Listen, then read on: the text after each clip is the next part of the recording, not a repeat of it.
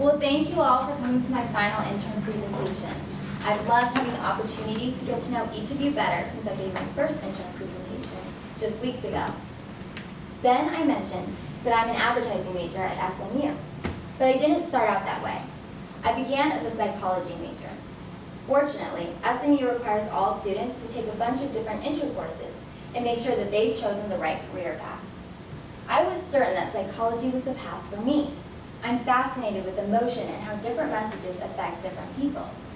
I was pleasantly surprised to see that advertising combines all of the aspects of psychology that I'm so fascinated with. This led me to add a double major in advertising and to pursue a career in it. It's also what helped me to choose to do my final intern presentation on how emotion affects different consumer purchase behavior and how it affects brand loyalty. Today, I'd like to begin with presenting how psychological research shows that emotion is a major influencer in our decisions.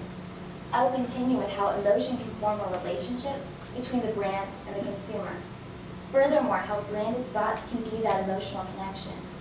I will continue with how emotional spots can lead to a brand that's exponentially more valuable than just a product. In my psychology courses, I've learned that emotion is a major influencer on all decisions, including purchase decisions. Dale Carnegie was spot on when he remarked, "When dealing with people, let us remember we're not dealing with creatures of logic, we're dealing with creatures of emotion." Antonio Damasio, professor of neuroscience at the University of Southern California, did a study on people who's had their relationship between the emotional and thinking part of their brain damaged. Now, these people could take a decision and they could rationally process information about all the alternatives, but they couldn't make a choice because they had no idea how they felt about each of their choices. Additionally, Peter Noel Murer, PhD, wrote an article for Psychology Today. In his article, he used fMRI neuroimagery to show that emotion is far more influential than information when consumers are evaluating between brands. Additionally, the Advertising Research Foundation found when consumers are watching an advertisement, likability is the most predictive measure of whether that advertisement will actually increase brand sales. As advertisers, we need to be aware of just how important emotions are for consumer purchase decision and ultimately brand loyalty. Tom's Shoes is a great example of a brand that can connect with consumers emotionally. In general, people don't buy the shoes because of their great quality, but because they can connect to a brand whose purpose is to sell shoes for children in need. Tom's statement is to start something that matters, and they've clearly done so as they recently donated their 10 millionth pair of shoes. Their strong customer loyalty is not built on a great product or low prices, as their shoes aren't that cute or cheap or long-lasting. I'll admit that I'm obsessed with shoes, and I bought a pair of these Toms that I think are ugly. But that customer loyalty is built out of an emotional connection to the brand. Customers know why Tom sells, to help children in need. But not all brands are on this connection where they want to change the world, and consumers can just automatically connect. So let's take a brand whose purpose is to make everything better for customers and communities. Let's take H-E-B, who has strong brand loyalty. Now, H-E-B has this great relationship with their customers. They genuinely love the store and feel like they are a part of the family. I told my friend Hannah that I'd be working on the H-E-B account, and she could not contain her excitement. She told me all about how she loves H-E-B, and she thinks the Spurs spots are hilarious, and she's so sad we don't have them in Dallas. Now, before I came to Texas, I didn't know that people put love and grocery store in the same sentence, yet it happens often in conversations about H-E-B. It's like a grocery store that has its own groupies. So did this grocery store get here by having fresh foods or low prices? Well, we can all admit that H-E-B has great pricing and extremely fresh products. Hannah didn't mention either of those in her attributes on why she loves H-E-B. Instead, she told me that she loves who H-E-B is, with their family-oriented personality, their Texas pride, and their home-like quality. There was also a BuzzFeed article, "The 38 Reasons Why H-E-B is the Best Dang Grocery Store in the World." Yet again, this article didn't mention product or price attribute, but instead it focused on who H-E-B is. I find reason 38 to be extra appealing, claiming that H-E-B is basically paradise. So for brands like H-E-B, who don't have that automatic connection on this want to change the world, how do they emotionally connect with consumers? They need to use advertising to connect and form that relationship that leads to brand loyalty. Now when I say advertising, I'm not talking about product or price-focused spots. I'm talking about emotional ads or branded spots that can lead to that consumer relationship. H-E-B does a great job with their branded spots. As I mentioned, Hannah thinks the Spurs spots are hilarious, and they show their Texas pride in their Super Bowl spots. They also use the branded sign campaign to show that H-E-B will go the extra mile for you, the customer. That they're willing to form these relationships with their suppliers, just like they form with you, the customer. Now let's take a campaign that for those of you who don't work on the H-E-B account, you may be more familiar with. P&G did the Thank You Mom campaign for the 2012 London Olympics. This campaign was aimed to show that P&G does more than produce a product. They help moms to be the heroes that they are. P&G executives estimate that this campaign was so successful, it added $500 million in sales. The campaign continued for the 2014 London Olympics. Now, I'm not suggesting that all of our spots have quite this level of emotion and make you get goosebumps or tear up, but I am suggesting that we evoke emotion in our consumer and form a relationship, and that emotion can include happiness or humor. I'm also not suggesting that we completely do away with product or price attribute-focused spots. I think those are important, but I think we should first teach consumers who we are and why we do what we do. Then we can educate them on what we sell. AAA is a great Richards Group example. I sat down with Meg the other day to talk about her experience with AAA. When they came to the Richards Group in October of 2012, they were using direct mailing to engage consumers, but they wanted to do something more. The Richards Group sat down to strengthen their brand personality, or as Meg put it, they took who AAA was and they gave them a new outfit, a new haircut, and a better way of speaking. They added branded spots to their strategy in addition to that direct mailing.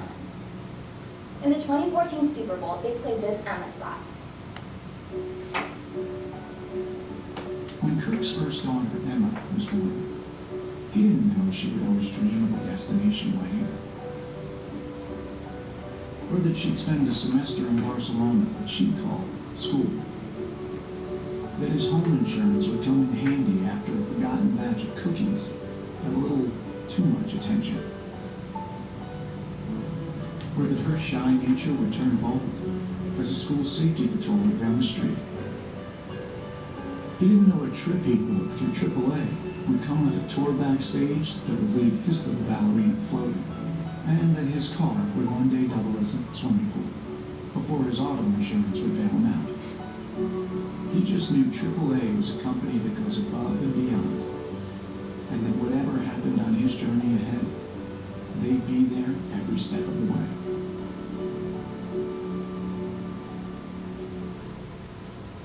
Afterwards, we were able to use the brand tracker to see that brand perception and brand awareness had improved after this spot. They were able to strengthen their strategy with the brand personality and the branded spots in addition to product and price-focused spots. Now, AAA is making great strides in brand personality, but let's look at an example of a brand that we could consider experts on brand loyalty. Coca-Cola has been doing this for years.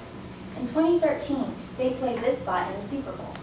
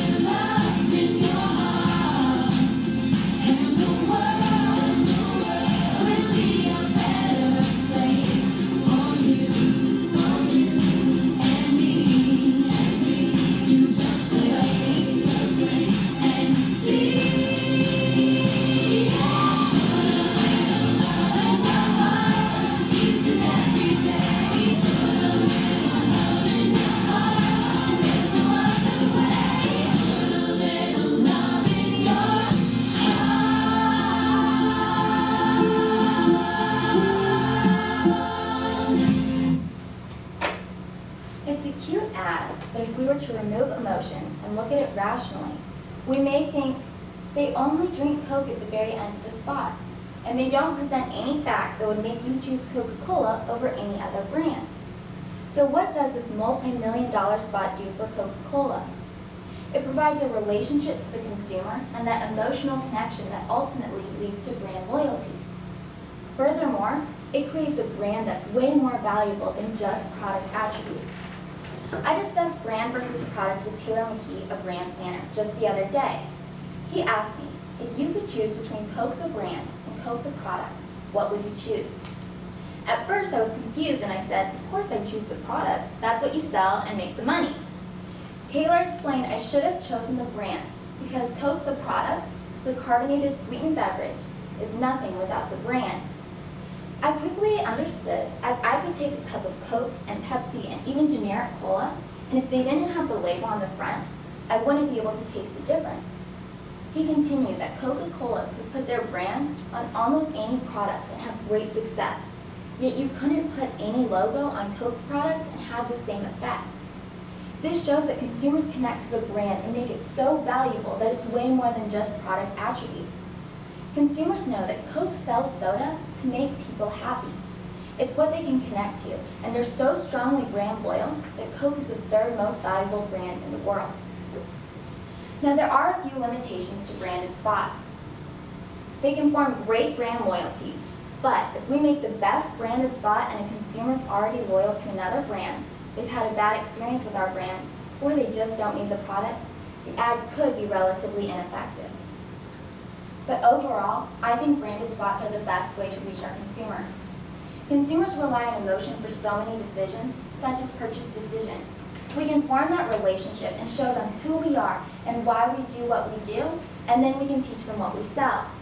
If we form that connection, we can lead to a strong brand loyalty that can last for not just years, but generations. Before I conclude, I want to ask you one question. For those of you who were at my first intern presentation, can you please raise your hand if you remember what it was about? For those of you who were there, it seems like you can all remember what it was about. For those of you who weren't, I will recap that I talked about how my sorority has been this pillar of strength that has held me up as my mother's been battling cancer. Now, I chose to present on such an emotional and sensitive topic because I wanted to connect with my audience. I wanted to show you who I am. If I were to be doing work for your team, I wanted you to trust me and feel like you had a relationship with me. I could have chosen to present on what I've learned as chapter president and how it has given me the necessary attributes to do great work for your team. But I doubt you would remember that message 9 weeks later. For example, if you were there, please raise your hand if you could tell me my annual budget I work with. Can anyone tell me how many members were in my chapter? I presented both facts 9 weeks ago in that same presentation, but they aren't remembered because they were just that. They were simple facts and you had no connection to them. Now, I'm not suggesting that all of our spots have quite this level of emotion, but I am trying to prove a point. That in connecting with my audience on an emotional level, I was able to form a relationship and to send a message that's still remembered 9 weeks later. At least I hope you can remember my message. Thank you all so much for taking the time to attend my final presentation. Do you have any questions?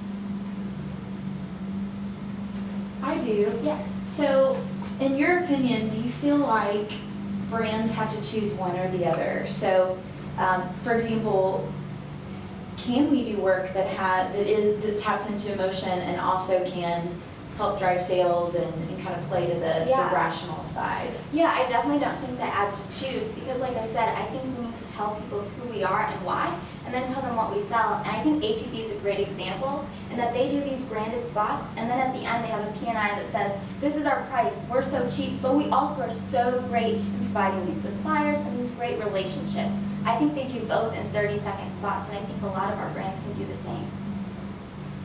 Do you have any other questions? I would love to hear your feedback if you don't have more questions.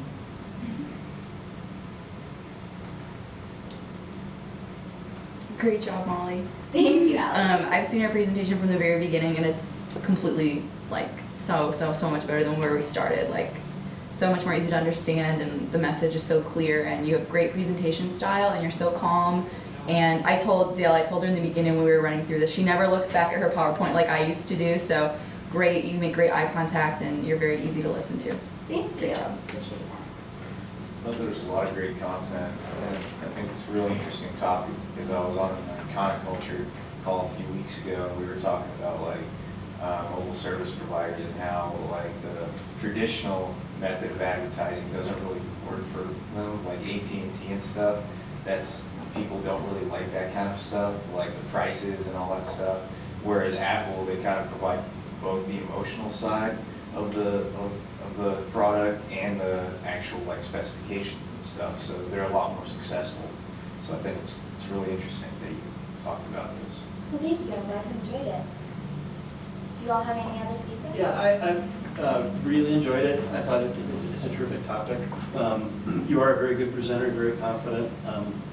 You work the room very well. So I'm going to give you some critique that I would give to an A performer. So this is not intended to be hypercritical, because I think it was an A performance, absolutely. Thank you. So a couple of things. First of all, you have such a rich topic in the idea of emotion in branding and advertising. And you started off your presentation with slides and information that was very void of emotion. Okay. So when you have a topic that's that rich, you have a real opportunity to get people right at the beginning. Right. And to make them feel something.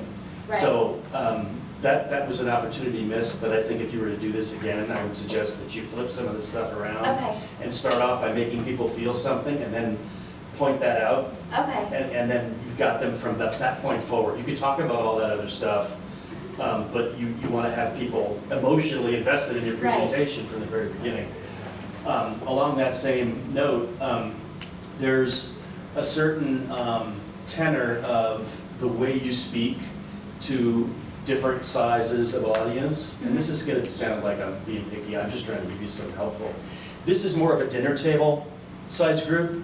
And so when you're presenting and talking to a dinner table size group, it makes sense to present and talk like you were at the dinner table, you know, and you're connecting with people as you would if we were having a meal together, rather than you were a little more formal. And I felt like I was a little more in an auditorium with a larger group. Right. Now that sounds really picky, but it's just something to keep in mind. How big is this group that I'm going to be presenting to, and so how should I project my voice? What kind of intonation should I use? Should I be more casual? Should I be more friendly, or whatever? Yeah. And then the last thing was just on the first few slides, there was an awful lot of copy up there. And so again, starting with something emotionally engaging would have been better. Okay. And then, the fact that your whole topic was on emotion, and we got just, first 5 or 6 slides were just wall-to-wall copy. So don't be disheartened by my comments. Because again, I'll go back to what I said. I thought it was great. Thank you. One of the best intern presentations, both of them that I've seen. But since you're that good, I'm going to give you that. Okay, I appreciate that feedback. Thank you. All right. Does anyone else have any feedback?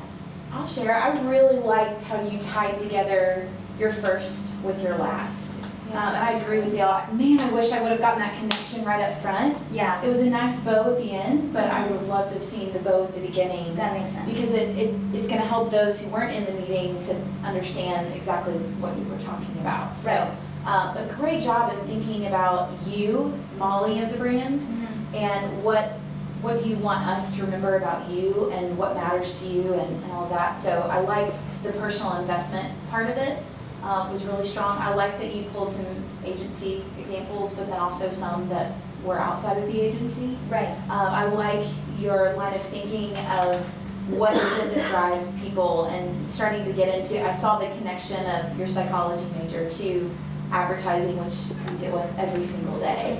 So I think it's an important aspect for a brand manager to be familiar with and be comfortable speaking on that level. It's not just up to the planning team or what have you. We have to be able to talk that with our clients as well and help them understand beyond just numbers and what is our primary responsibility. So I think that's something you have. Maybe it's natural, maybe it's from schooling, but I think that will really fare well in your future career. So thank you very much.